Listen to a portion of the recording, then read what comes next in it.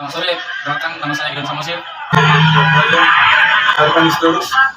Kami dari kelompok 2 akan menjelaskan materi tentang dinamika partikel. Dinamika partikel yaitu ilmu yang mempelajari gerak benda atau partikel dan hubungannya dengan penyebabnya. Hubungan gerak dengan penyebabnya dirumuskan oleh hukum Newton. Hukum Newton yang pertama, setiap benda akan selalu mempertahankan keadaannya kecuali ada gaya yang tidak seimbang bekerja padanya. Artinya, bila benda ada dalam keadaan diam, maka benda tersebut akan tetap diam. Bila dalam keadaan sedang bergerak dengan kecepatan konstan, maka benda tersebut akan tetap bergerak kecuali ada gaya luar yang mempengaruhinya. Hukum ini dikenal sebagai hukum inertia atau hukum kelembaban.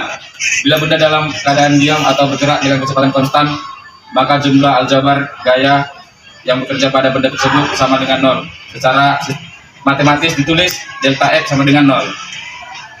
Hukum Newton kedua, apabila resultan gaya yang bekerja pada benda tidak sama dengan 0, ini berarti benda bergerak dengan satu percepatan di mana besarnya percepatan ini sebanding dengan massa gaya yang bekerja atau secara gaya, dan berbalik dengan massa benda tersebut.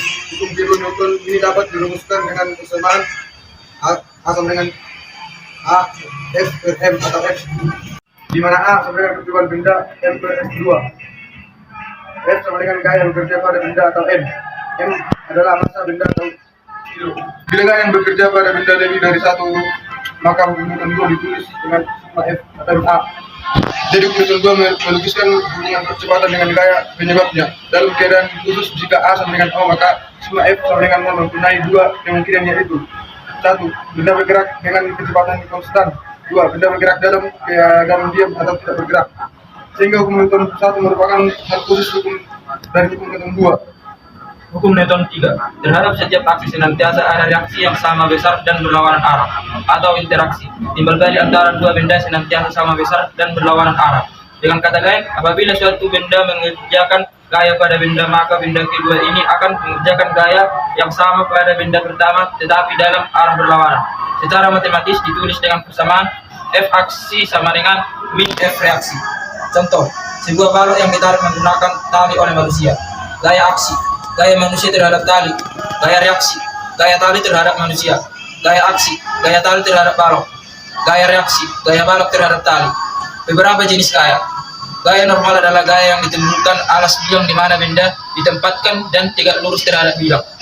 Gerakan gesekan, gaya yang menahan pergerakan benda sehingga arahnya selalu berlawanan dengan arah gerak benda. Gaya gesekan ini ada 2 jenis. A. Gaya gesekan statis. B. Gaya gesekan kinetis.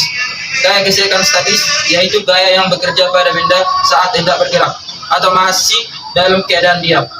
Atau gaya gesekan sama dengan gaya normal dikali koefisien gesekan statis.